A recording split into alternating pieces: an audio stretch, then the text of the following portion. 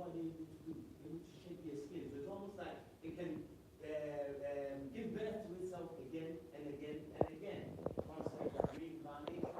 So those of us who studied African knowledge systems well enough, you find that most of these concepts come from observations of nature.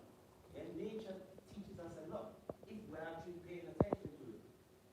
Yeah? So there is of no coincidence that it's a snake. And again, that concept of eternity, some people are waiting to die. Oh, I'll wait to die and I'll be in this place forever and ever. Something that's been there forever and ever, you can't die and just jump into it halfway in the middle. It's not possible. Unless you've always been a part of that forever and ever. You can't just die and enter eternity. It's absolutely rubbish. Think about it. It's eternity. It's always been, will always be, and forever be. How are you going to enter halfway point? How does that work? It doesn't really. What eternity or this concept of reincarnation also proves is another scientific concept that we'll all be familiar with, which is that energy, because energy and matter are more or less the same thing, they're different forms of the very same thing. I'm sure we're all familiar with that famous expression, that E is equal to mc squared, attributed to a gentleman by the name of Einstein, which says that matter or energy can never be destroyed, it can only change form. Yeah? That's what reincarnation is. So you might leave your body, yeah? And by your very essence, that 25 grams that scientists will tell you disappears from your body mass and they don't know where it's gone, yeah? That essence, that spirit, will come back again. Let's think of this room. I'm standing here breathing. Same air. In less than 5 minutes, I'd rather me all over there will breathe that very same air. We are connected. Whether we want to choose to admit that or not, that's a totally different story. But what keeps us all alive is the very same thing. And nobody's any more special than the other. And the other interesting thing that's worth also pointing out, because when we do these presentations, it's worthwhile getting us to think of principles or paradigms that maybe we don't explore too much. So we attribute this formula to Einstein, but it actually originates from a French woman. And what I find most interesting about her is she's a natural philosopher. That bit really picked up my interest. Natural philosopher, meaning she also spends adequate amount of time looking at natural form and using it to inform the abstract ideas. Because mathematics and most of our subject systems now are abstract. That means we've created forms of it that are external to ourselves. Yeah, we don't hold that knowledge within. Yeah, it's an extension to ourselves. So it was when Einstein created what they call the relativity theory. It's at this point where we notice that Europeans have identified that your physical mass is just another way energy expresses itself. Yeah? So your physical mass is no different to the very, should we say, air that you can't see. It's just a different form of energy in a different state. And the same way you can have water in your bottle. If you put it on the fire now, that container will be empty in a minute. What's happened? The water is just changed form. It's not disappeared and you've not, should we say, destroyed it. It's taken a different form, but it's still there. Thank you. Yeah? So, again, with Africans, when we look in the principles, we understand that there's no need for extra elaboration. Because again, what you find is when you start to elaborate things, the person who starts to make things seem mystic or mysterious, that person is usually trying to defraud you. Yeah? They're trying to give you this impression that there's something special about them and not you, which is why they know this knowledge and you don't. But the reality is, we can all know just about the same if we are what? Provided with the same opportunities. As I said, I'm a teacher, so I've seen many children. I've met children who they said were going straight to jail. Some of them ended up in Oxford. But again, it's up to you which opportunities come your way and how you use those opportunities. Yeah? So all of us could have been hard sentenced if we so wanted. Or if we were born in the right family with the right mindset, that's the right school. Yeah? The acumen level is the same. So Africans, we just call it spirit. It's your, in my tradition, your susu.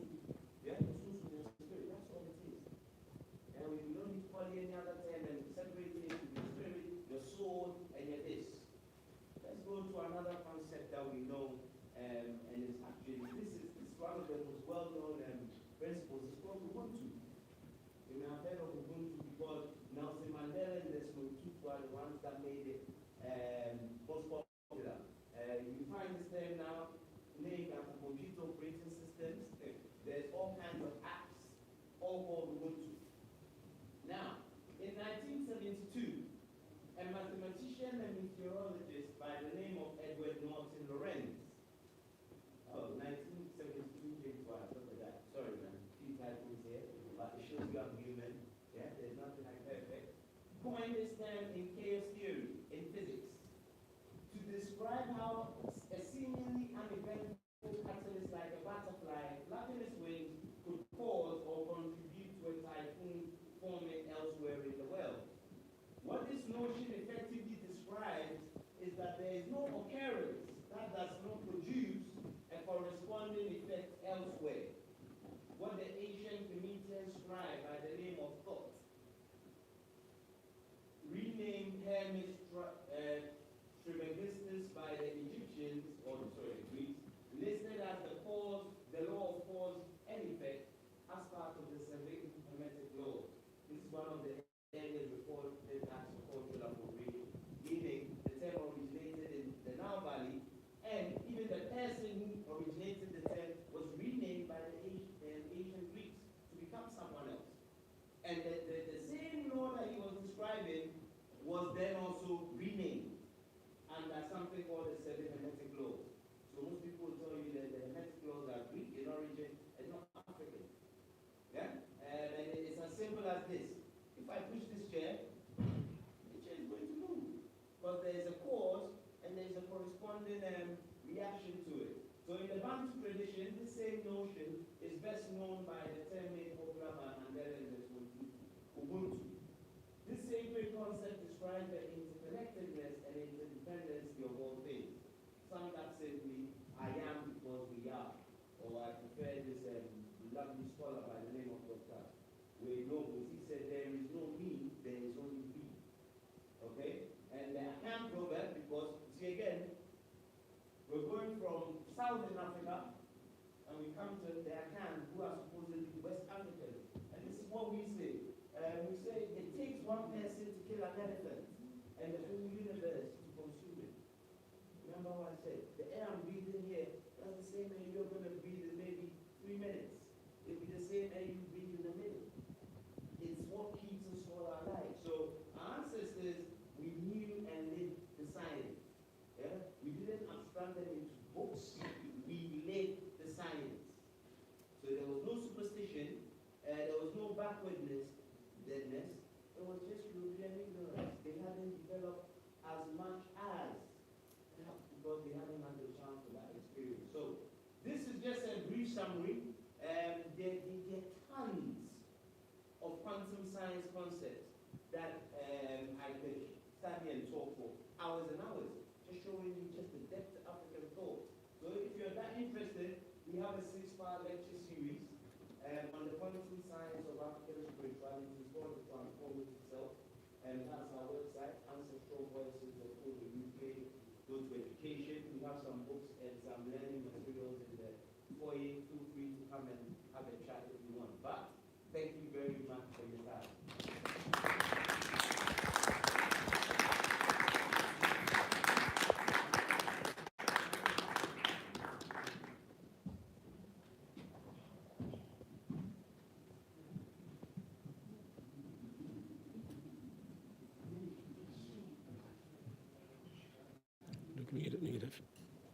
Need of link.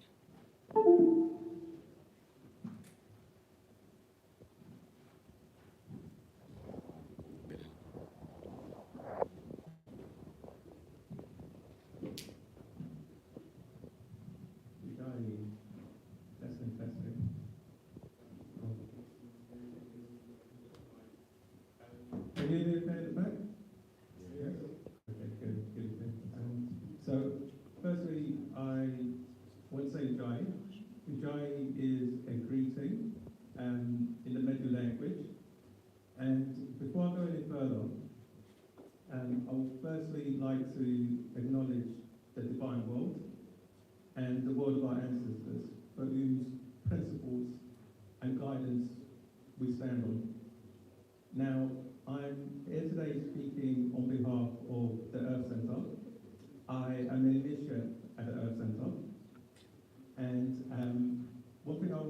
do is to acknowledge the founder of the Earth Centre, who is Ned Nabala Musa Moradinabik. And I want to acknowledge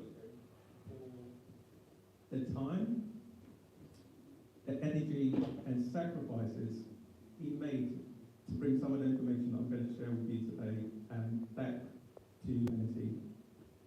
And the Earth Centre is a spiritual non-profit organisation which is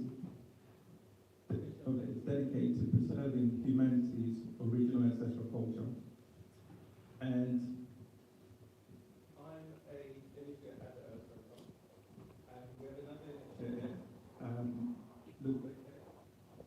So Ludwig is going through the initiation process, the first level of initiation. I've gone through the first level of initiation, and when you go through the first level of initiation, you get to graduate, and you're given an initiatic name. So my name is Sahudari Irija, and Sahudari means nobleman of Worcester, and Worcester is humanity's ancestral godfather, and Worcester is referred to as Osiris in the West.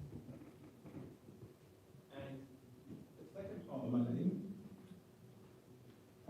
Irija, that is a generational name. So when I graduated, another member within my generation also graduated, and we share that common name. Now, Irijet means keepers of the principle of the jet. Dual is a dual. So dual means thank you. It's in the Medu language. So just going back. So the second part of my name is Irijet, which means keepers of the principles of the jet. Now the jet is a Kemetic symbol, and it basically stands for stability and durability. And I am the sixth generation of graduated initiates at the London School. However, the Earth Centre has multiple centres throughout various areas, which I'll touch on a little bit later. But of all the graduated generations, throughout all the entire Earth Centre schools, temples, we are the 64th generation of graduated initiates. So now I'll give you a bit of a insight into the history of the Dogons, just to let you know where this information is stemming from. So about 2,500 years ago, during the time of the invasions in the Nile Valley region, the bloodlines of the highest ranks of knowledge were given permission by the pharaohs to migrate from that area. And they migrated from that area in order to protect the integrity of the knowledge itself. And they used the Sahara Desert as a line of defense from the invaders who they knew would find it difficult to navigate through those conditions and climates. And these bloodlines, they crossed various territories over many years, territories such as what is known today as Chad, Niger, Sudan, and they eventually ventured out into the Nile Buckle area, Nile Buckle River, and then into various areas throughout West Africa. And it's these bloodlines that we call the Dogons. And to this day, that knowledge that they preserved has been, since that time, it has been kept in humble villages, and it has been preserved and protected through a rigid education system. And in order to acquire that knowledge, youths undergo Dogon initiations, which teaches them how to harmonize with nature. And anthropologists refer to this as the mystery schools, these initiations, the secret societies. And I touched a little bit earlier on the founder of the Earth Center, and I'll just give you a bit of information on his background. So, Nebdaba Musamura was a Gramanchi from Fada Ngoma, which is the eastern part of Burkina Faso. And the Gramanchi are part of a larger group of people known as the Gomba people, who are more commonly known as the Dogons. And Master Nabo, he went through his initiation at the age of 8. So as he was progressing through the Dogon initiation, he happened to also be going to modern colonial schools. So he was navigating both education systems, so to speak. And he became that bridge for us in the diaspora.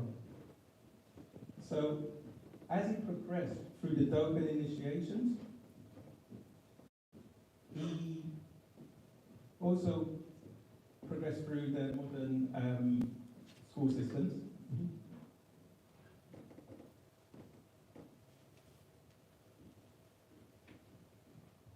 Okay. So he also went through the modern school systems, and he attended school in Kenya and graduated from university in Kenya. And he eventually earned the highest rank of priesthood. And being a high priest and master healer, he started to travel extensively. And he was doing this to increase his spiritual knowledge. And through this process of going from temple to temple, increasing his spiritual knowledge, Master Naba was revered worldwide for being an authority in the areas of healing, spirituality, astrology, parapsychology, metaphysics, sociology, philosophy, psychology, and geomancy. And he noticed, as he was traveling, that the modern lifestyle was detrimental to humanity and the environment. So, unable to just sit back and watch humanity continue to go down this destructive path, he decided to do something. So, he knew that he had exposure to spiritual wisdom, knowledge, and he wanted to present this as an opportunity for humanity to live a quality life. So he went and he sat with the elders and the royalty of his people, and he pleaded with them to give him permission to bring this information back out to the rest of the world. And he was granted permission.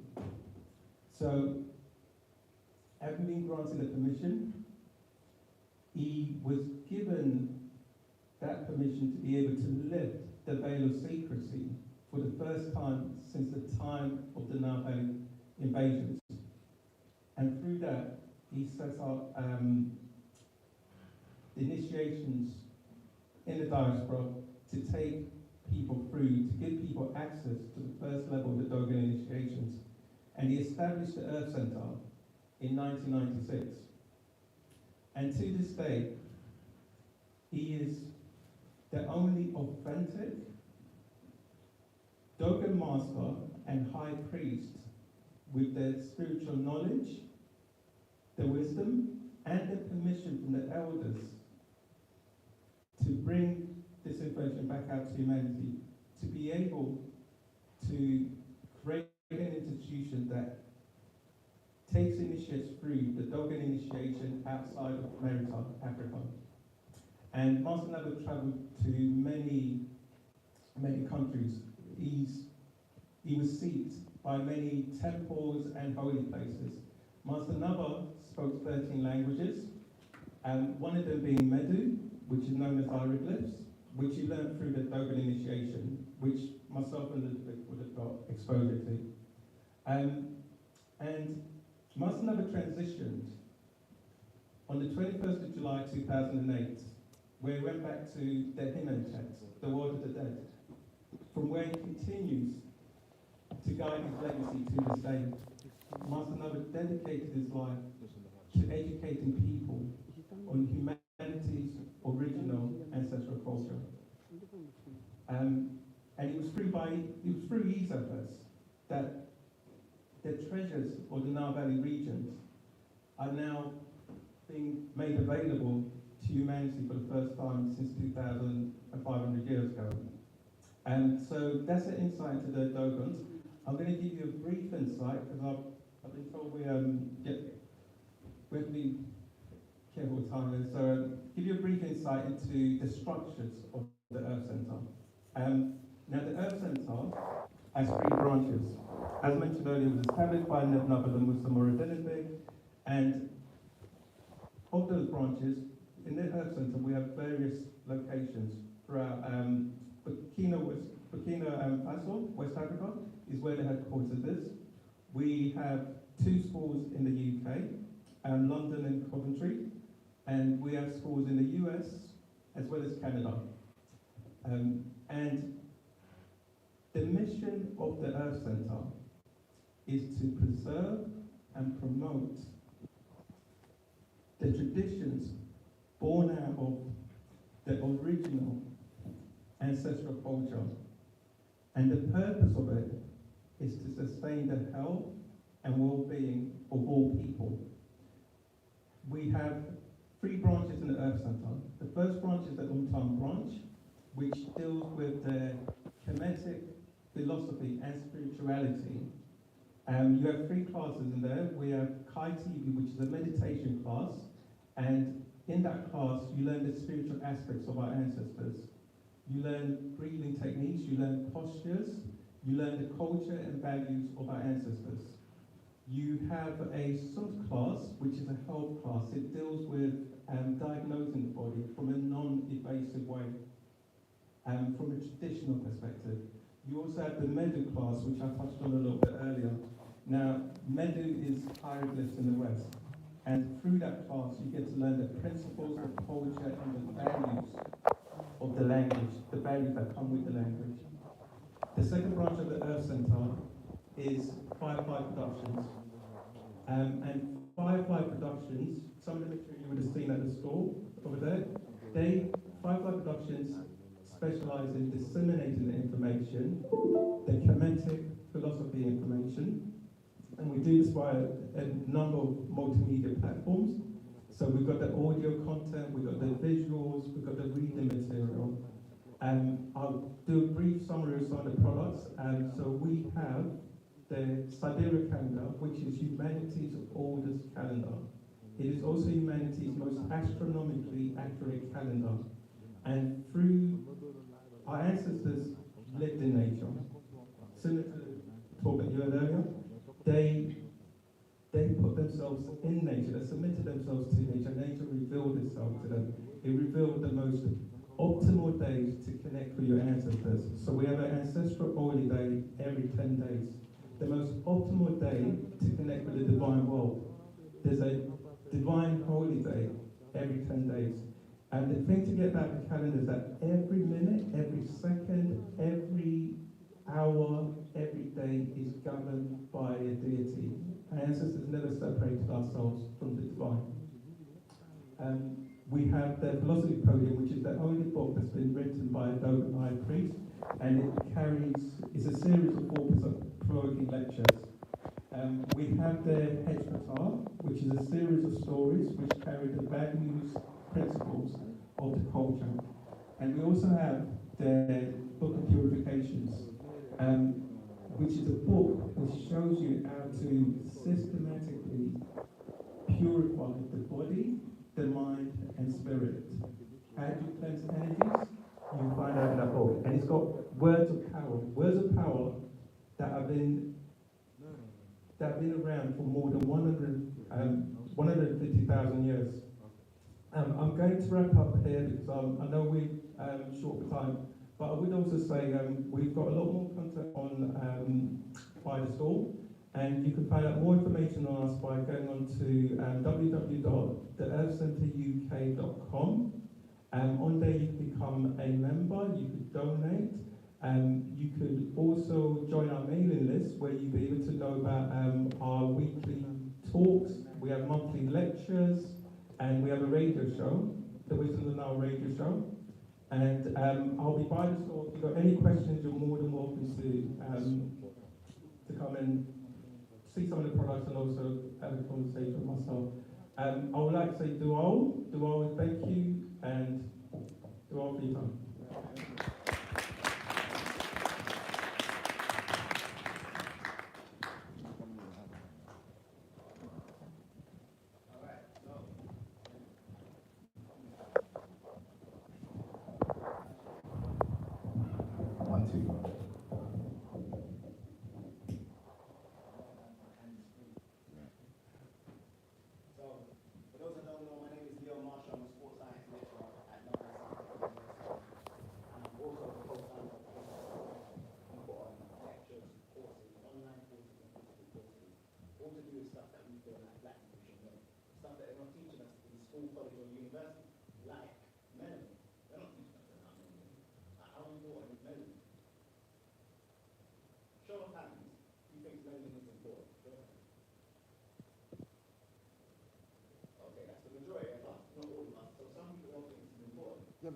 Leon, sorry for cutting you off, but can you use the microphone, please? Because us here, we are all listening, we can all hear you, but those who are listening on the streaming, they might have a problem hearing you, and whatever you're saying is super interesting. Yeah, that's The microphone is there. So, listen up, I gotta go. I actually have to go up. I was supposed to go at 8, so I've got like 7 minutes left. Well, can we hear you better the microphone? Because those are, we are filming and some people are listening to us and they might not hear you. And what you're saying is super important. Let me get myself. Carry on. Okay, go on then. I'm sorry about that. So melanin is very important. They teach all of our children about chlorophyll and photosynthesis. Now, what makes photosynthesis so powerful? What is photosynthesis? Does anyone know? Yeah, what is it to do with the plants? What do the plants do? It's a process. Yeah, what do the plants do with that sunlight? Yeah, so they absorb the sun, and then through taking the sunlight and carbon dioxide, they create their food, which is glucose. Yeah. Now, what's interesting is they use sunlight and carbon dioxide, yeah, to produce a chemical called glucose that they live on. But there's a byproduct of that. Does anyone know what the byproduct is of that process? Oxygen. You know what they do with that oxygen? They release it into the air, so we can breathe it in. So check this out. We breathe in oxygen and breathe out what? And they breathe in carbon dioxide and breathe out what? Oxygen. So that proves that there is a symbiotic relationship between us and plants. Now that makes this very important because they teach every child in every school all over the world about photosynthesis and a green pigment called chlorophyll, but they don't teach every child about the black pigment that's in all of us. I wonder why. So that's the reason why I wrote this book, The Insight of Melanin, which is available today, but I am going very soon. If you want to go back before I go. The Insight of Melanin teaches you everything you need to know. And I believe there's a code of silence behind melanin. This is a subject that they don't want us to know about. All of us know something about it.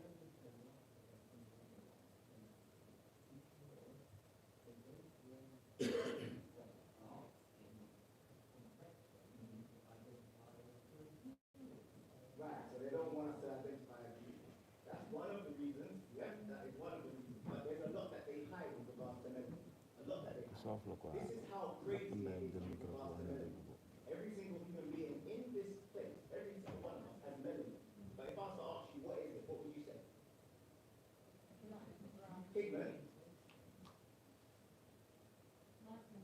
Life force. Okay. So, just there alone, there wasn't a universal, this is what it is. We all have it, but yet there was a bit of a pause as to what it is. Yeah? So what is melanin? I'm going to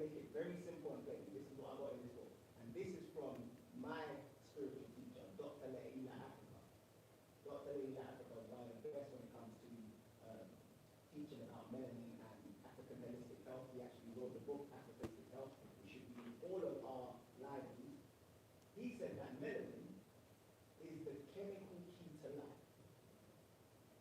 So next time someone asks you what is melanin, tell them it's the chemical key to life.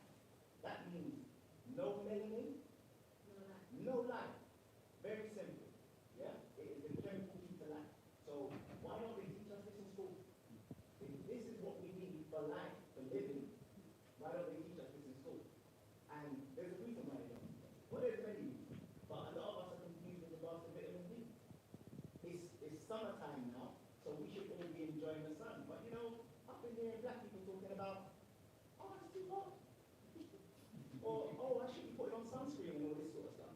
That's the reason why it's so important for us to understand this subject. Because where was sunscreen 100 years ago? Where was sunscreen 1,000 years ago? So how did we as a human species survive if sunscreen was only developed in the 1930s? How did we survive? Our melanin, this is the only way your body produces vitamin D.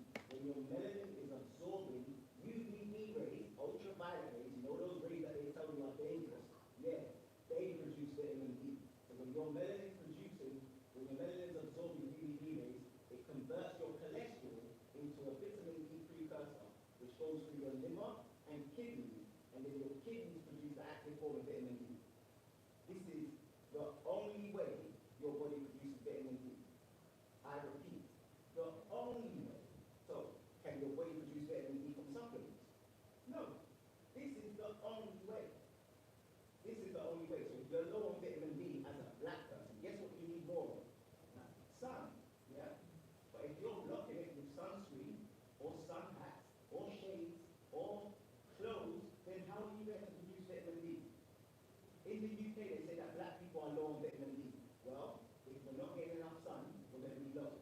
Something else as well. Your liver and kidneys produce vitamin D. They synthesize it. So if you've got a toxic liver, you're eating terrible foods, you're eating junk food, vegan food, which is fake food. That's mashing up your liver. You're not going to be able to produce vitamin D. If you've got a kidney problem from drinking alcohol and all that sort of stuff, you're not going to be able to produce vitamin D. So look at all of the reasons why we as black people have low vitamin D. And what is the solution? Very simple. You just need to go back to nature, go back to how we were producing vitamin D in the past. Now check this out. They tell us that black people have high cholesterol. When we're out in the sun, our melanin absorbs sunlight and then converts cholesterol into the vitamin D precursor. So, if you've got high cholesterol, what would be the greatest solution to lower your cholesterol? Being out in the sun. If you've got low vitamin D, what would be the greatest solution to your low vitamin D? Being out in the sun. But what do they tell us? When we're a black person and we go to the experts and they say, oh, you've got high cholesterol and low vitamin D, here's a drug for your high cholesterol, and here's a drug for your low vitamin D. So there's people, black people, walking around on statin drugs and on vitamin D supplements. How does that make sense? This is the reason why we need to understand melanin and understand where it came from. Well, like my brother Daniel said, it's infinite. We're talking about the creation. And to be fair, if we was to ask most historians, because my brother did talk about those, but if we was to ask most historians, what was the greatest civilization recorded in history, they'd say ancient Kemet. Now I'm curious, does anyone know what the word Kemet means? This is the original name of Egypt. Do we know this? Does anyone know what this word means? Land of the black. Yes. We've got the earth and the brother in here. What does it mean? The land of the beloved. Okay. Yeah. Most historians will say that KM, they put the E and the H in there sometimes, but KM in most historical references is black KM, and then the ET at the end represents nation, country, or land. So ancient Kemet was land of the black, so the black nation, the black country. And what they will tell you is that the black refers to the soil and not the people. So when they say, Egypt used to be called Kemet, but the Kemet, the black land, is referring to the soil, it's not referring to the people.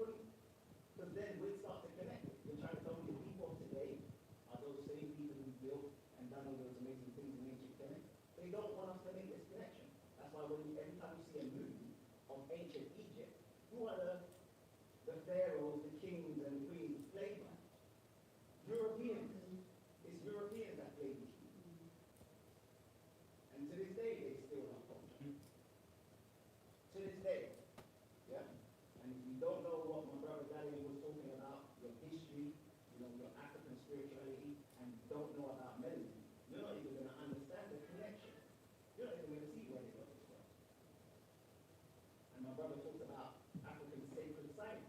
You're not going to realize that everything kind of came from us, African spirituality. When they're talking about Adam, they're talking about Atom. And that's from Atum. That's from ancient Kemet. The first created himself. This is what the brother just broke down. Yeah? And then they took that and developed their modern science and developed their religions from our African spirituality. This is why it's so important for us to know ourselves, know where we come from, and know who we are today. And if we go by just their modern science, this is their words. Yeah? Let's use one of their words, which is chemistry. And they study chemistry. Chemistry is what some people say is the ideal science, the main science to study. What is chemistry? Well, let's break down that word. Chemistry. Well, you now know that chem means black. They just, like my brother said, they just bastardized the word and changed the K to a C. So chem means black. And we look, and we know that comes from the black. And then what does mystery mean? What does mystery mean? Chemistry. Mystery is Old English. It means hidden, unsolved, secret, or magic. So, let me finish up. So, let me put this together. Chemistry. Let's break it down. Chem means black, and mystery means magic. So what does chemistry mean then? So when they're studying chemistry, Mm-hmm.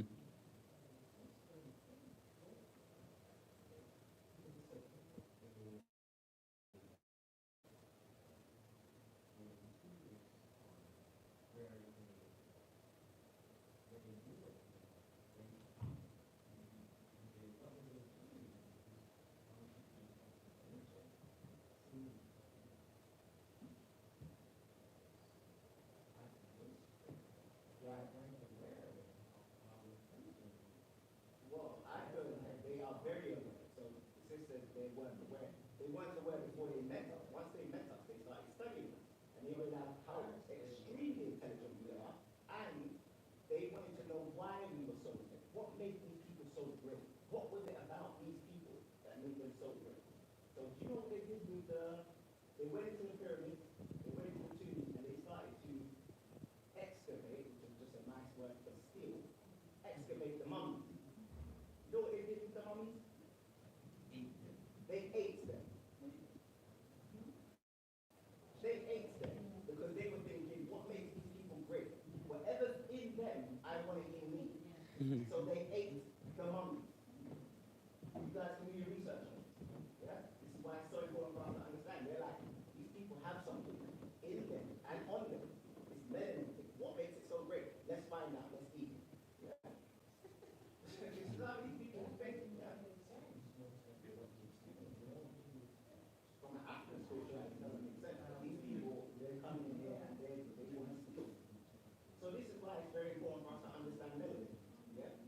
We need to understand this because a lot of black people are suffering from health issues, and it's simply because they don't know this. Imagine this image alone. Like my book has got over 50 images, color images like this. This is directly from my book. But imagine if black people all over the world just use this science.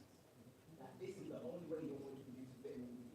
When your melanin is absorbing sunlight and converting your cholesterol into vitamin D.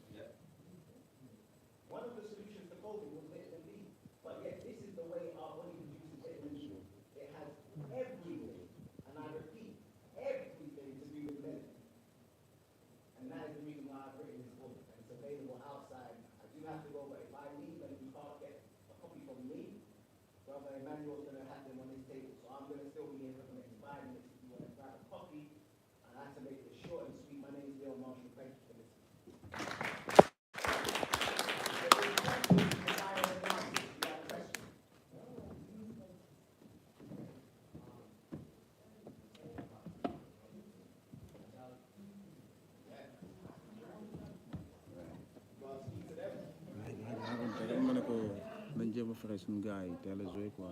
comme ça waaye dafa ñu fi leen waaw parce que dañoo dem fu sori quoi. puis tam mu teel leen libéré nii wecc nii si seen compte. parce que Voilà. boobu mu pare rek naa mi ngi jéem a dox doxam. voilà voilà. moom sax loolu xanaa même bu leen géré wu tamit dinaa leen géré mais comme ñun dañ ne ñu géré ko rek bu kenn di dépenser séparément su ma ko defee si compte bi moom dina xam ñaata laa dépensé. moom dama koy joxaat si ñëpp moom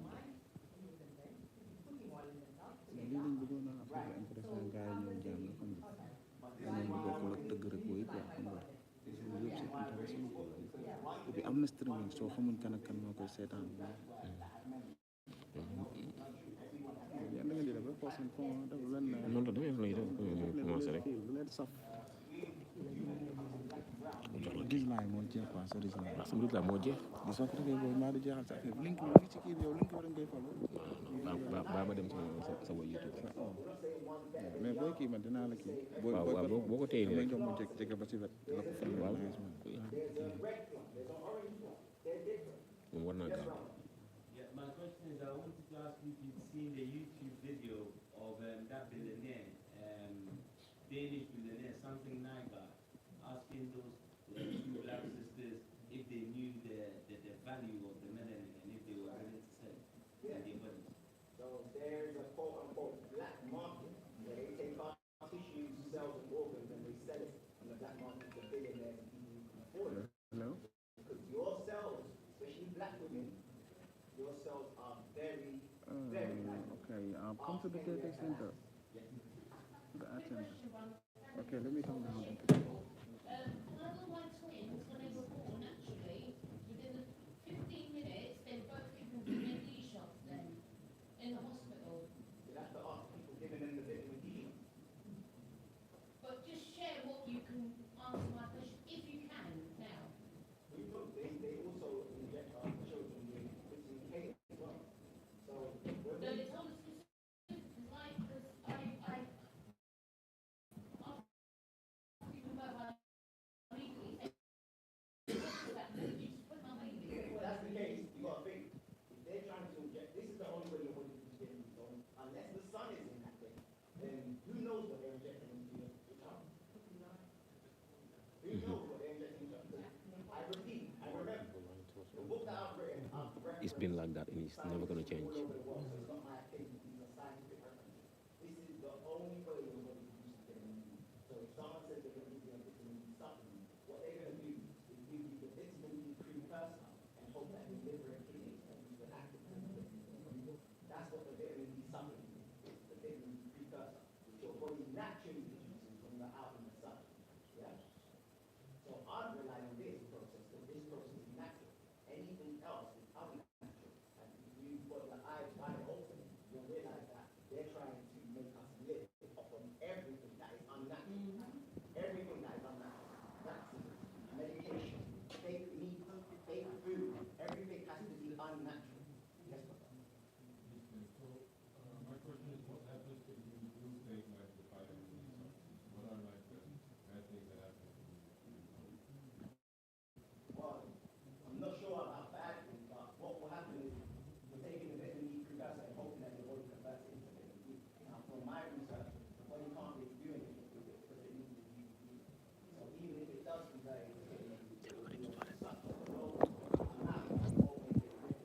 And here's why this vitamin D is such a big deal. I like to tell black people that they know it. Who knows what? I'm sure they tell us this in school. What do they tell us vitamin D helps the absorption of? It helps our body absorb a mineral. Calcium. Calcium. Calcium helps with our what? Bones. All right. So if you've got high vitamin D levels, you're going to have strong bone density. If you've got low vitamin D levels, what's going to happen to your bones? Brittle. They're going to be weak. Now, they tell us that black people naturally have low vitamin D levels because of our melanin. Let's see if that's true. All you need to do is look around and look to see who's got the strongest bone density. You know the easiest way to know who's got the strongest bone density? Who can jump the highest? Who can run the fastest? Because nothing puts more pressure on your skeleton than running and jumping. So let's look at sport. Who's fastest? Who can jump the highest? Black people. So how do we know vitamin D? It makes no sense. Why?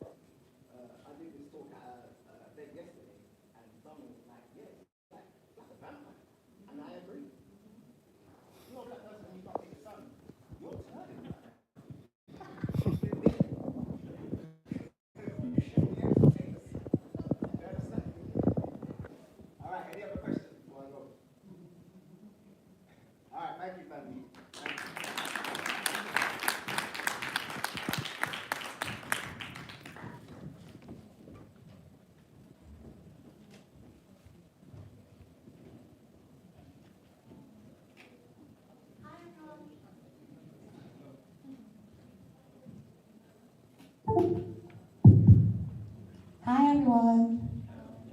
I'm just going to put this on a stand.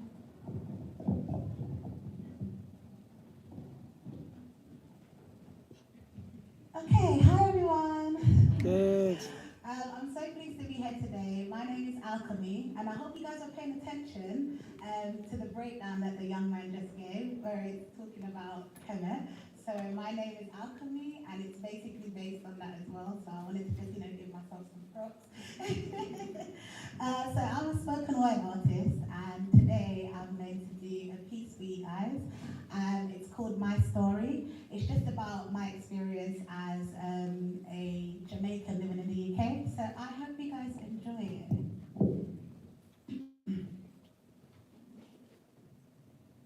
Allow me to recite a tale which invites you beyond the veil to see the wuthering heights that I daily prevail.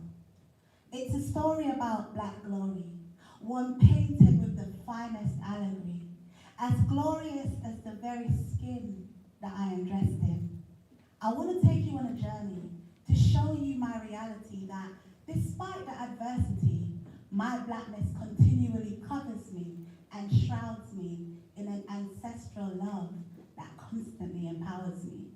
I want you to see how it simultaneously became a sword and a shield for me.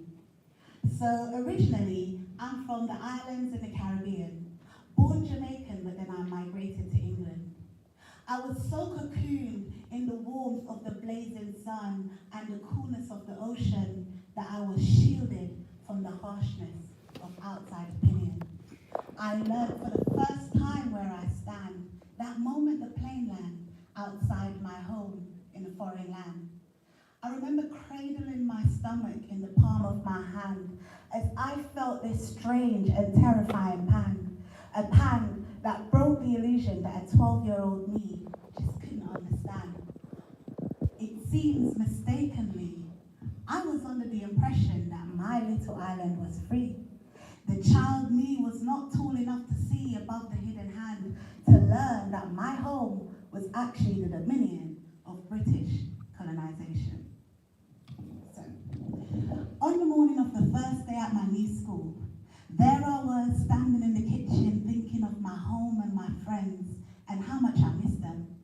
My mother's voice suddenly broke my concentration and brought me to attention, just in time to hear her say, "Listen, I'm only sending you there for the tools. Remember, you can't afford to be no fool," she said. "Allow these words to resonate. Don't even contemplate. Just let them sink in before it's too late." And those were wise words indeed, but I wish my mother had warned me about just how cruel this world would be. I wish she had briefed me on the never-ending struggle for equality that would befall me. I wish she had armed me with just a brief history of racism, or at least just warned me about the system. Though, unbeknownst to me, there was a silver lining, you see. My mother did not create in me the framework of a victim. She did not create me to restrict me to a particular depiction. And this, my friends, was the very first lesson. She could never have detected that a place even existed where we'd be expected to shrink ourselves in order to be accepted. It's so distressing having to hide your real face unless you're in a safe space, and there's nothing normal about being expected to face reality whilst being faced with systematic brutality. Being black is screaming frantically at the walls that are closing in, only for your pain to be seen but taken as hostility. Being black is having a code that automatically switches your mentality just so you can retain your sanity. Being black is slowly breaking down mentally from that daily splitting of your personality, but holding it down because majority of the time it helps you to find humility. So I get how it would seem like insanity that I'd carry my race with me to every place constantly, but being black taught me how to dig deep, deeper than the darkness that binds my skin, and for longer than the hair locked in by my melanin. So I can forgive your misgivings because I'm equipped to deal with those sins. And I can get formal,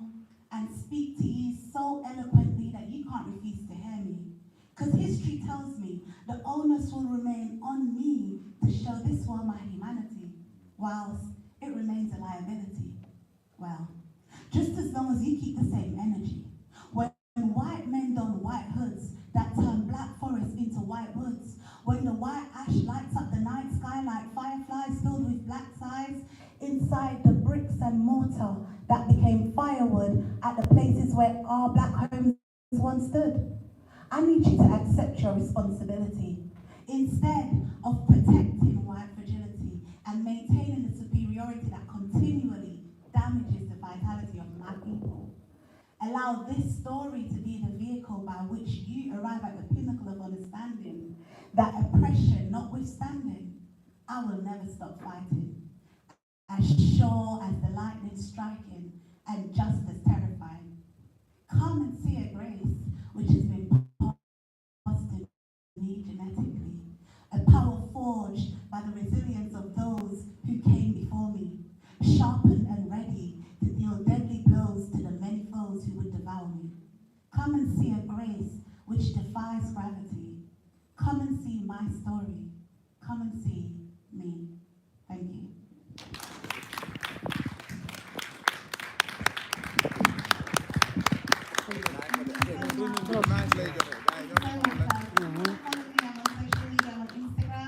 Queen Jody or Alchemy, which is ALKHEMI. Thank you so much for listening. Have a lovely day. Okay, we do have a few minutes where one of the vendors is actually going through exiting, so yet. After they go on, then we can start the program again. Okay, thanks.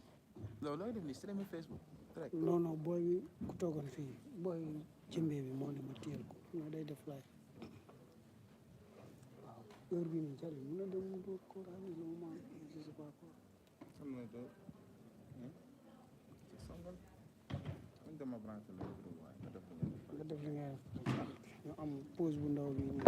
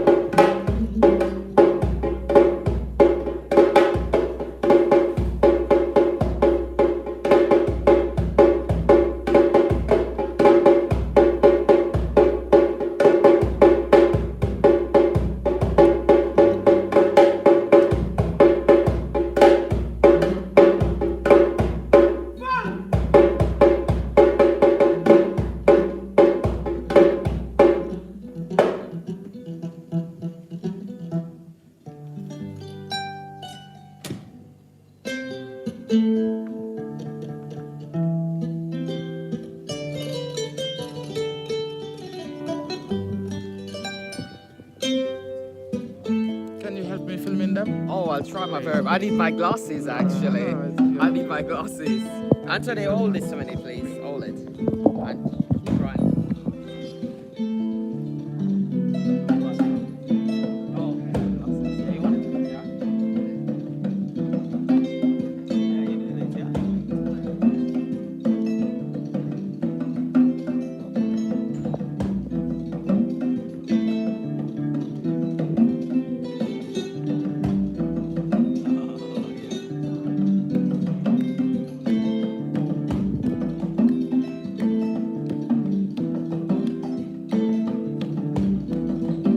Recording live from the Heart Center.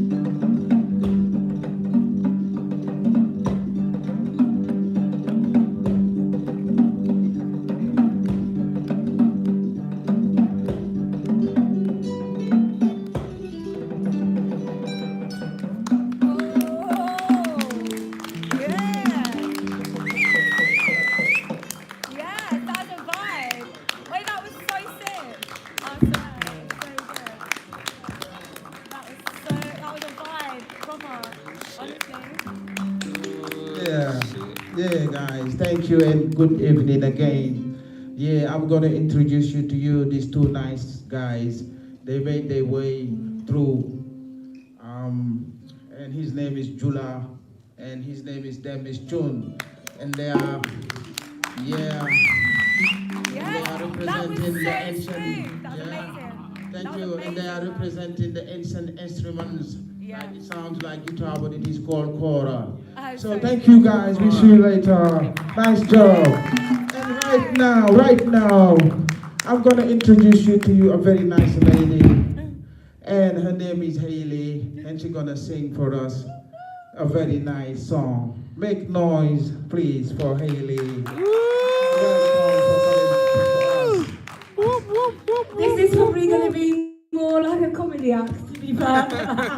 If we didn't get the sound right, what happened was, very last minute, like the band couldn't be here, and I was like, do you know what? The show must go on. Show must go on. So I was like, yeah. So hopefully, if you bear with us, and we just get the timing right of the in-between tracks, then we'll be good. Max, have you got it? Yeah? Oh, cool. Right, we'll go straight on it. Oh, toothbot. Yeah. Ooh, we got to turn it up though. We haven't had a rehearsal. Can we get the volume? Or a little bit more? Playing with fire, going through the motions too long. Yeah, you can't fix your desire when you're doing what you're doing is wrong. Why are you calling me? You keep on calling me. What's up?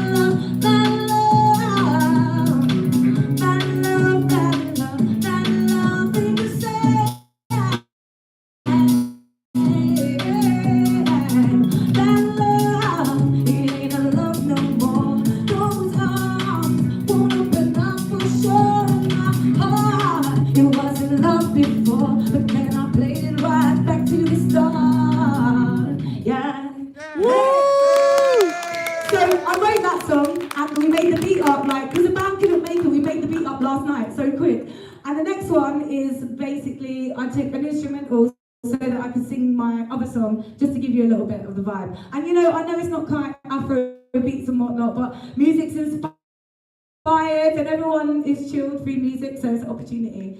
So there we go. Right, go on then. Ooh, got a huge in that bro. You might recognise the beat, but that's not mine, the verse, the lyrics are.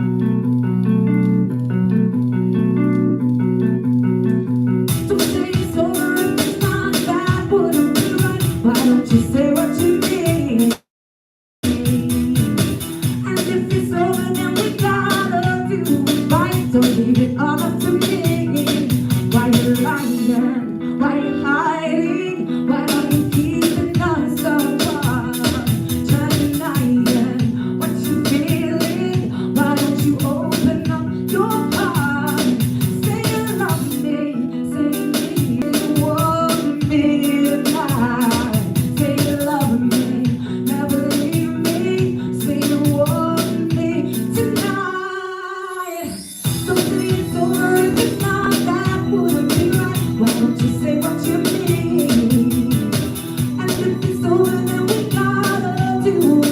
So leave it all up to me. What you say then? While you're playing, I can't be fooling around with you games. Make it perfect, make it worth it, and don't be treating me like I'm a face. Say you love me, say you need me, say you want me tonight. Say you love me, never leave me, say you want me tonight. Don't say it's over if it's not, that wouldn't be right. Why don't you say what you mean?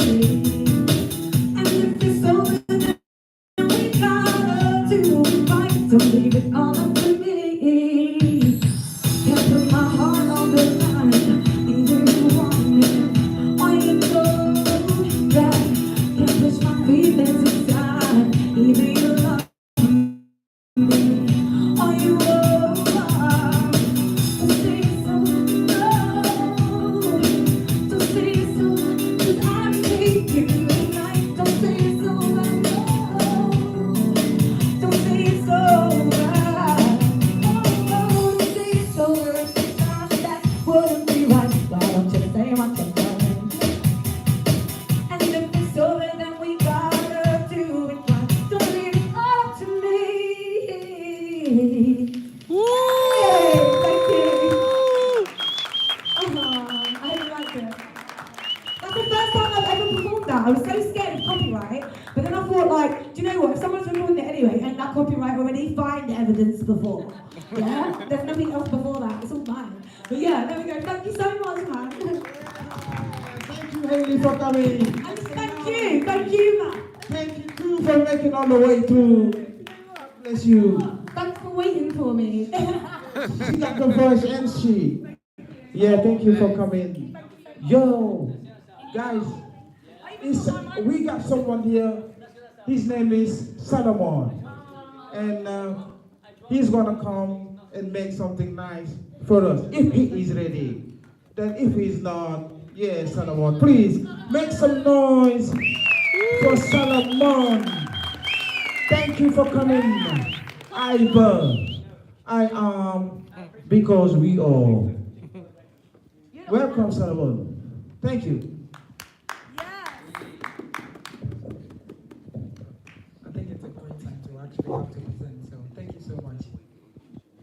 So if I thank you, you could put the slide up.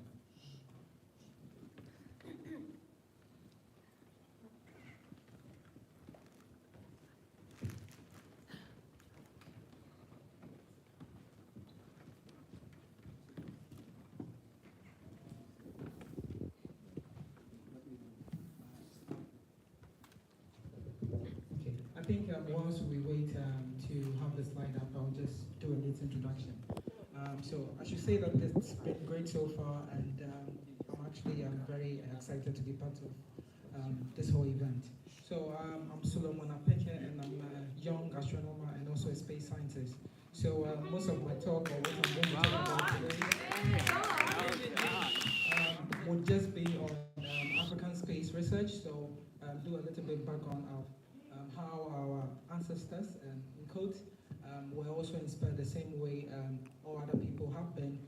Talk about some of the things that we are doing at the moment in space research in Africa, and also talk a little bit about how the future also looks like. I think it would really be great if I have the slide. Matrix. What light do you need? These backlight.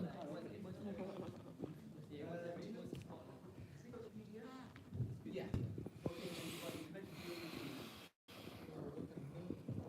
I love it. Come on, this is entertainment. Beautiful. It's natural. You're going to use my PDF, yeah? Yeah. That's what I was doing. Uncut. Yeah, I think it's still fine. I'll just do a little. It's because it has a few images, which I think will be more self-explanatory than me just saying a couple of stuff. Do whatever feels natural. Just go with it. We're here to enjoy you. Don't worry about it. Yeah, so like I said, so at the moment, so I'm actually from Ghana, and I was actually born in Accra, which is the city And I also like to say that I've actually lived most of my life in Accra, and having to grow up and wanting to be a space scientist or somebody who wants to go to space, and or that have been very, very interesting. So I started off by just being, I don't remember the last time, I mean, in terms of how I was really motivated to be a space scientist or anything related to space, but I just felt I've always belonged, or we all belong to space in some way. And more recently, I think it's more obvious that our world develops much more with space research and space science and everything. So that's just a personal belief, and I believe these are, so far as we invest much more into space and stuff, that's where we can actually have more progress in any kind of life we can have. I think it's been a lot of things that a lot of people don't probably know. So Africans have actually been inspired the same way that all the other parts of the world have been. And an example is in terms of what we call constellations. So if you talk about constellations, these are a group of stars that in the night sky form specific pattern, which the Greeks, for example, have named others like names like Orion, which I'm sure a lot of people believe. Whilst talking about constellation, I should say that astronomy is an actual science. So I hear a lot of people talk about astrology. That is not science, okay? So there's a difference between the two, and it's important that I think a lot of people know about that. So what I'm going to talk about is actual science or astronomy. Like I was saying, in terms of constellations, so our Greeks named Orion, for example, as a hunter. However, in Africa, to be specific, in South Africa, as an example, our forefathers actually saw the same pattern but interpreted it differently. So it's a story which would be, I think, more illustrative if I had something to show. But all the idea is that our forefathers actually saw a hunter, which were in those same patterns, and he had 7 wives, which is part of the stars in the Orion constellation called the Pleiades, and those 7 wives to our forefathers, our ancestors, were his 7 wives. And in the same constellation, if you look to I'm trying to build a mental picture, but if you look to just the side of those constellations, you actually see a very bright star, which is called Aldebaran. Now, that star is actually the one that our forefathers represented us to be the hunter. Then there's also a very, very famous star which is called Betelgeuse. Now, this is a star that is about to go supernova, which means that it's at the end of its life and it's going to explode. Now, our forefathers saw that star as a lion in that same region in the night sky. So the story is that they believe the hunter one day went to hunt for 3 zebras, which were indicated by 3 stars in the same constellation. But then he was a poor hunter, and then he missed those various zebras. Now, the bright star which I talked about, which is Betelgeuse, to them represented a lion. So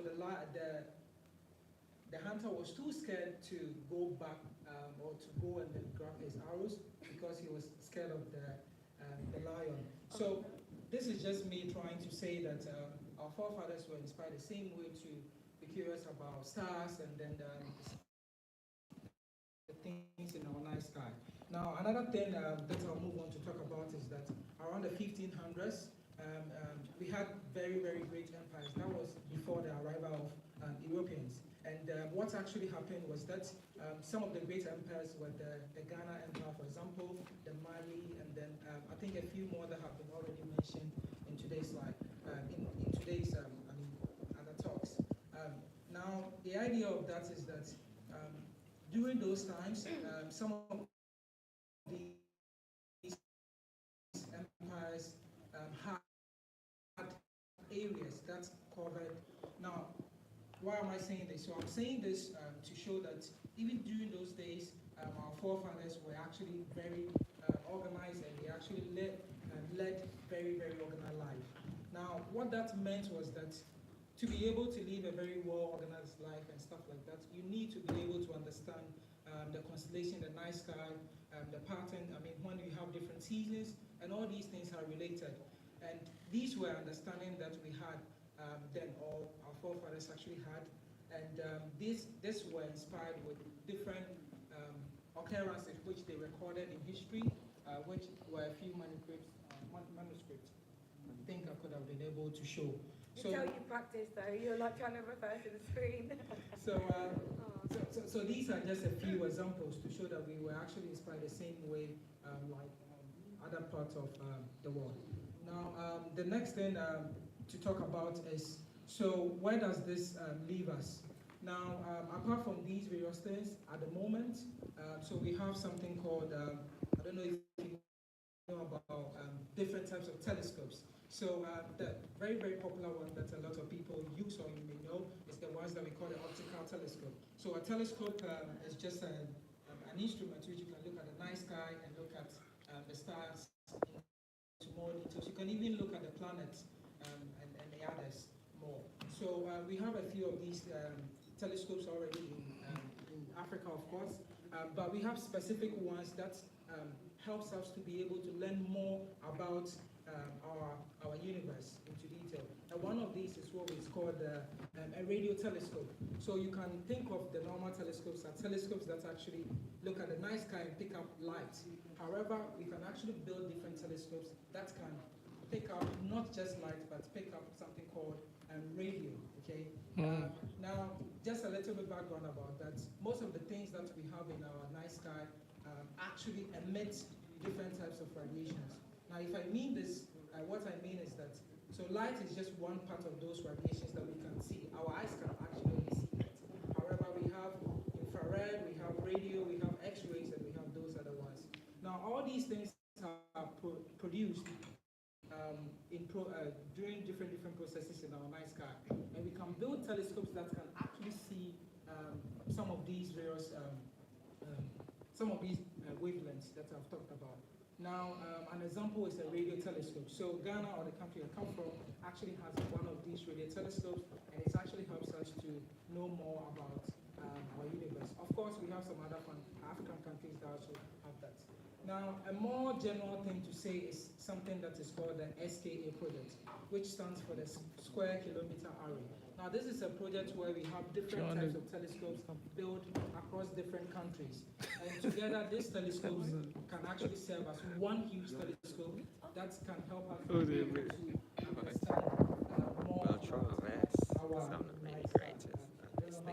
my glasses are on actually. Oh, you got this. Oh, someone's got to do it from there. You've got to put the mouse down. Yeah, just so Okay. So the pointer won't work for this. This is a PDF file. So you need to use it's heavy. maybe the mouse or something. Okay. Anyway, so like I was saying, so there's a current project called the SKA project, and that's just a when you feel your hand is doing you like this. Now with this, what it means is that we can be able to understand more about stars amongst other planets in our universe. Now, I'm sure you may have heard that scientists were able to look at the very first image of a black hole. I'm sure you guys know what black hole is, right? You probably have heard it. So what we know is that a black hole is a very, very mysterious object. If you happen to think of yourself actually entering into one of those, there's no way you can actually come out because it has a lot of gravity. So you can think of it like it being pulling you always and stuff like that. Now, actually, there's a big project in Africa at the moment which can actually help us find better images of some of these various black holes and some other things that I've already mentioned. So this is just to give you an idea of some of the promising projects that is actually going on at the moment and helping in terms of African space research. The next thing I'll talk about is the company that I actually do work for. What we are doing at the moment is that we are actually running, so me talking about that is kind of talking about the future of space research in Africa, because I'm sure you may not have heard a lot about some of the things that we're doing. Like positive things, you hear like quite negative things, like they put this, yeah, you're right. Exactly. So some of the things that we actually do. Yes, no.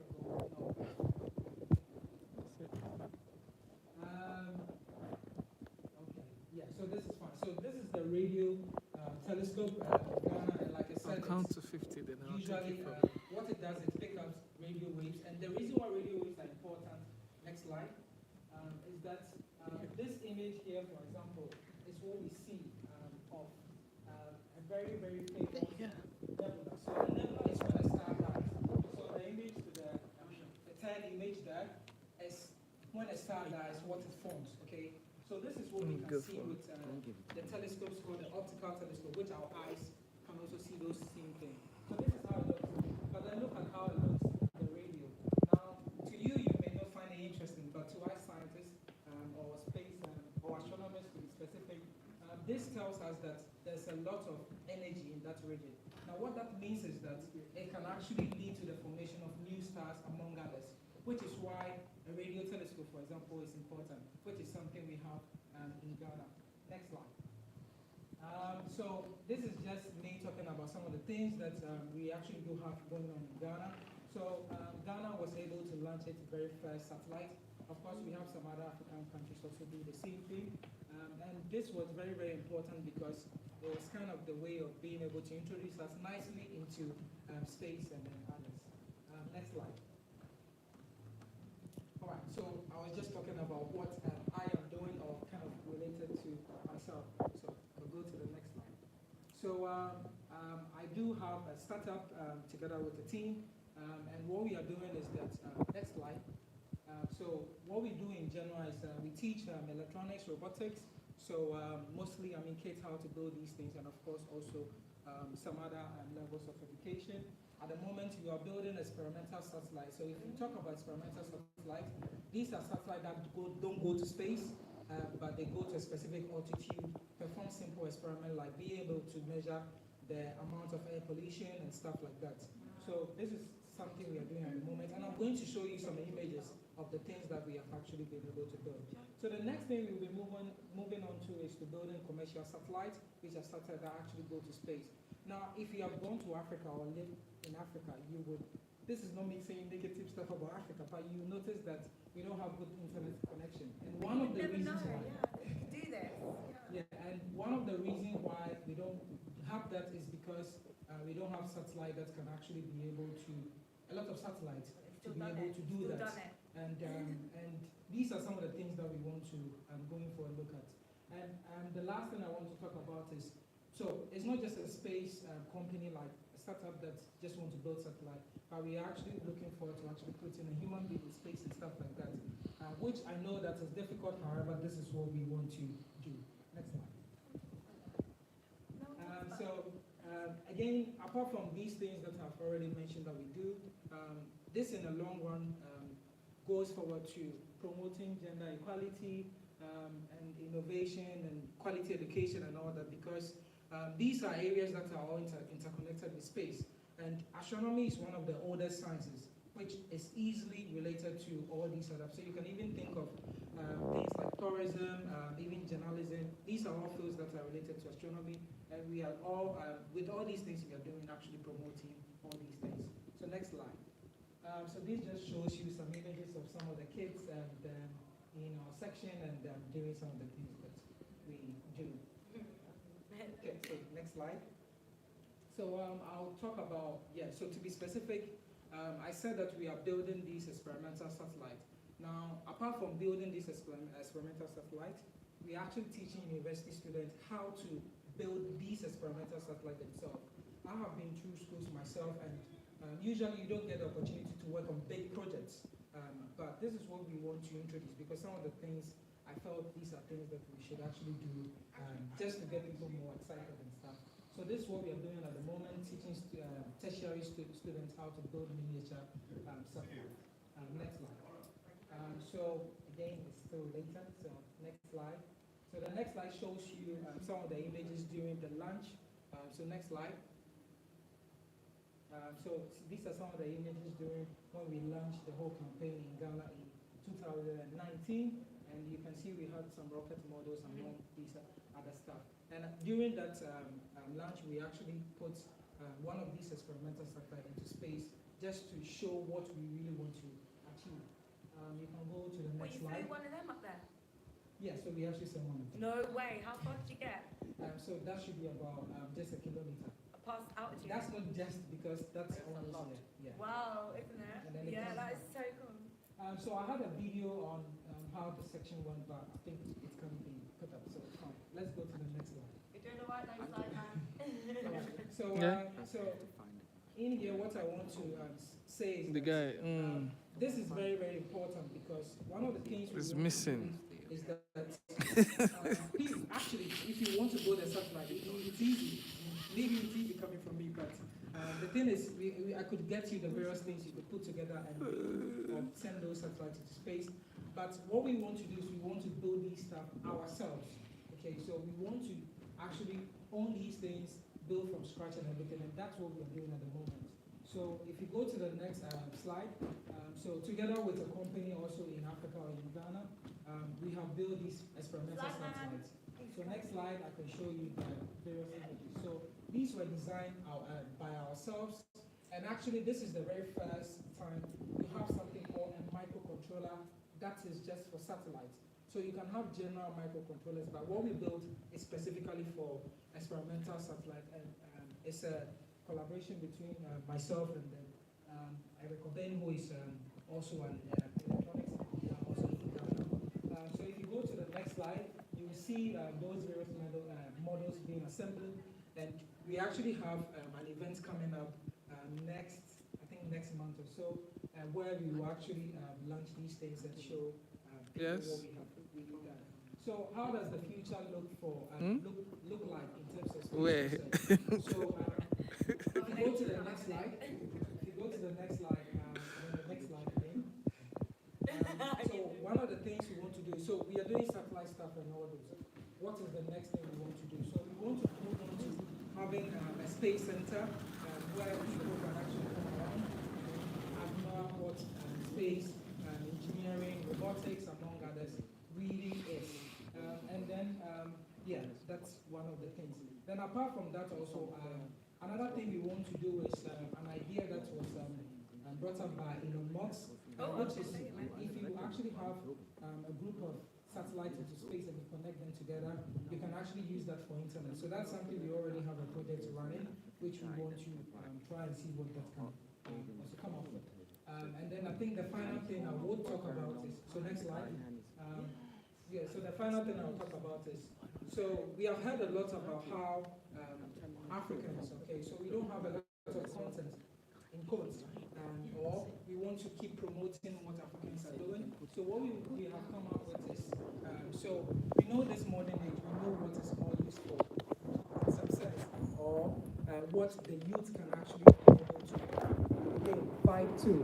So what we have done is we have come up with an African space science comic book, which details the past in terms of some of the things I've talked about, how the oldest astronomy site is actually in Africa, and just how we have also been motivated the same way as other parts of the world to develop Africa. So we want to put all these things in a comic book and talk about how, so with a few of the modern things we are doing, and also the futuristic stuff, to just get the youth to know that these are things that you can be or you can do in some sense.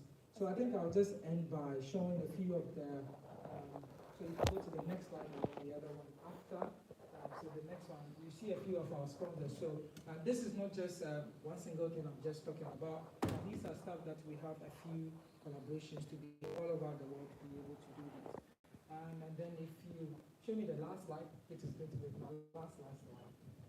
So if you want to follow the championship about the satellite, it's Kansat Ghana at either on YouTube, Instagram, and all those things. You can find more images and more videos about some of these stuff I've talked about. And finally, if you want to follow our company, which is the Xavier Space Solution, it's also the next slide. Yeah, so it's also X Space Solutions Ghana on Facebook and those other stuff. So I just want to finish up by saying you may be confused that oh, why is the company's Ghanaian and we want to promote stuff like that? So why is it called Xavier? So it's funny, if you watch X-Men, you know of Charles Xavier. So it's a movie I like, and my friends actually think that sometimes I can behave like Charles Xavier. So they sometimes call me Xavier. So the funny thing is, when I was going to register the company, I was just going to call it just Space Solutions. But then I was told I can't just put a name like that. So there I had to just decide what to put. I don't want to put my name, which is Solomon. So I decided to put that. So thank you so much, and I hope you enjoy it. I'm surprised nobody's talking more about the positive things that have come out of Africa. You know, they're promoting this and they're promoting that without filter. But you know, like, it's kind of like, what about all the positive things that come out? What about all the talented people? What about everyone smashing it? All these designs, no one's talking about that. Elon Musk is driving around in his, you know, Teslas and whatnot. You know, he's testing out spaceship quality, like how many engines he can get, how far he can push them in the equivalent. You know, it's all like slightly done. He wants to get people to the moon, but like you say, that's so mad. Like, nobody's talking about this, and it's so good. No one's bored by what you're saying. It's not about enough to get to the kids. You've got to put it up. You've got to have pop-ups. You've got to have cookies on YouTube.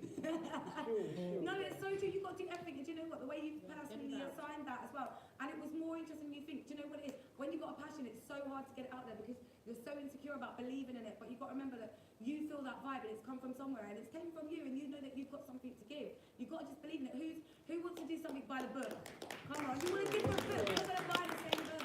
You smashed it. Honestly, my kids would be, if you had a really good magazine here and you had really you know, like crash bang signs, all that kind of stuff here, like a Spider-Man mag, and you done this, I'll tell you now, my kids would want that. And then you could be like, people are like, I'm not going to use the magazine until, what, 2030 something. Seriously, I promise you, like, honestly, don't ever, it's so hard, like, when you believe in something so much, but you still got that stupid little element of doubt. Like, where the hell you come from? You went there when I was writing. Thank you. I think we have a few questions, so that would be great. So please ask me any question if it's possible with our time. So yeah. Could you take me back to one of the first slides? I think that was the first astronomical site. Yeah, the Napta, yeah. Can we see that? Where is that? So that's actually in Egypt. Actually, modern day south of Egypt. Yeah. Have you got a slide? Yeah. So there's a slide. Have you got Stonehenge? Exactly. So that's the same way. Stonehenge. Yeah. So that's the same thing, and that's the same thing is actually done. I actually had time of explaining how it works. I think it's actually in the slide and everything. But I think we didn't get to talk about how to just run through. Slide number 2 or something. Yeah. So it should be, I think, 3 or 4. Slide number 3 or 4. You've got that one.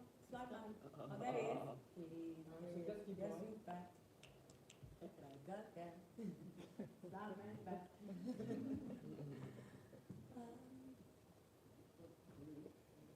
Oh, there you go. 22. That's a lucky number.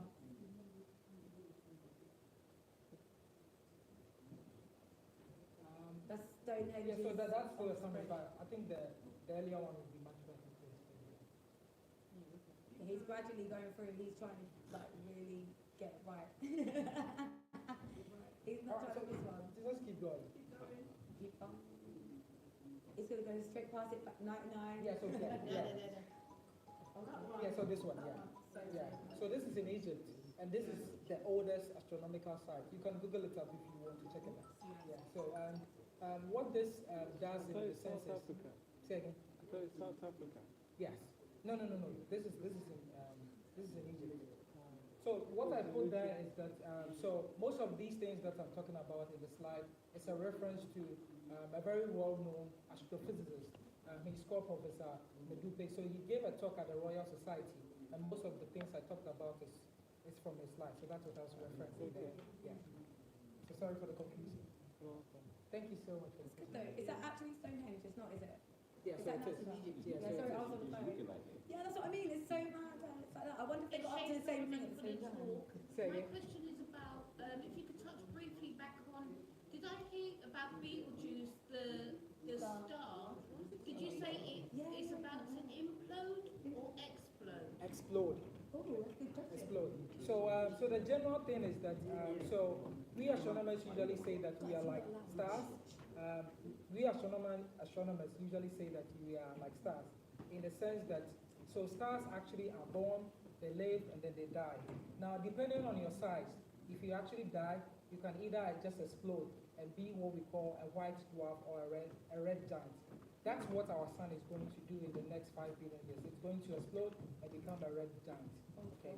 All right. However, if you are very, very big, okay, you can actually explode and then at some point, so you have just the external materials come off, and then you just contract and then form something that is called a black hole.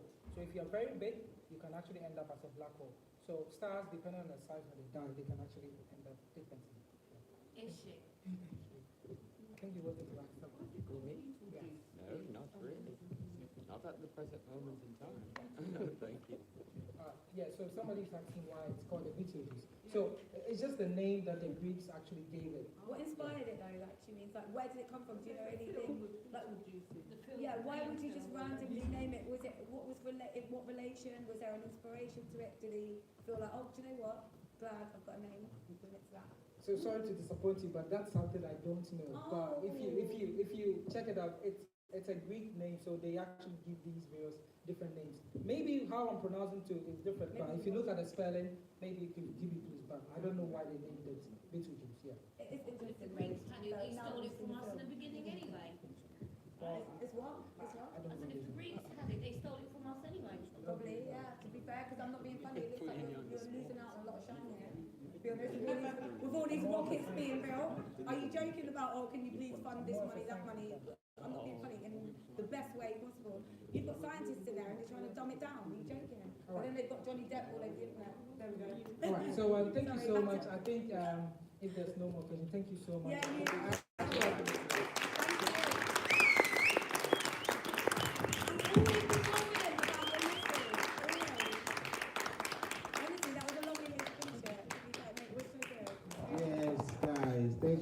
Thank you, Solomon, for coming, and thank you guys for your patience. And we're going to give you some more corner. I think that you do like that. Yes.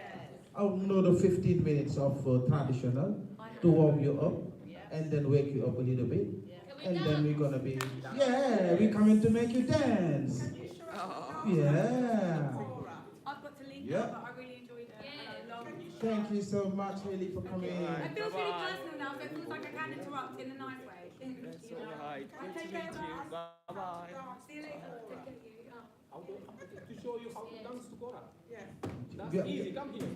Right now. Come here. Who's that? I'm here the phone. Who's that? I'm Who's ready. that? You ready? Come here. Let's have a look. Okay. Yes, you can make a line. Don't worry, you can be in the back. Oh, you're gonna Dance class. what to the song? You ready? You ready? Let's have a look. Let's have a look. She's not ready. Okay, I'll make you dance then.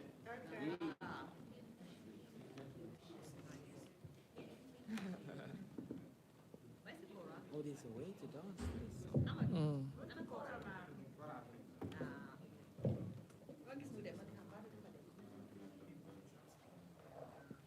Good evening. Good evening. Oh, here he comes. Good evening. Good evening. Let's go with more power. Good evening. Good evening. Okay, guys, ladies and gentlemen, we can do more than that. Good evening. Good evening. When we celebrate with energy. Okay. We celebrate with the heart. We celebrate with love. And we celebrate with freedom. Freedom energy. I understand you can dance any dance you want, as long as you are happy with it. Yeah. If you want to dance like you're just washing the dishes, please dance like that, because that will bring something. If you want to dance like you're having a shower, please dance with it. If you want to dance like the Senegalese,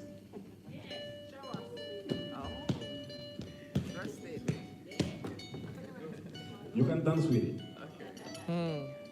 If you want to dance salsa,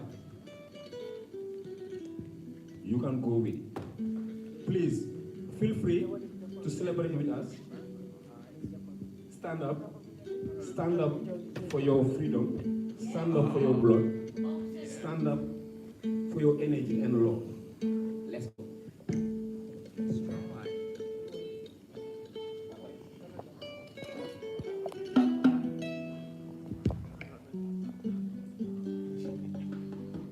I'm gonna be doing this.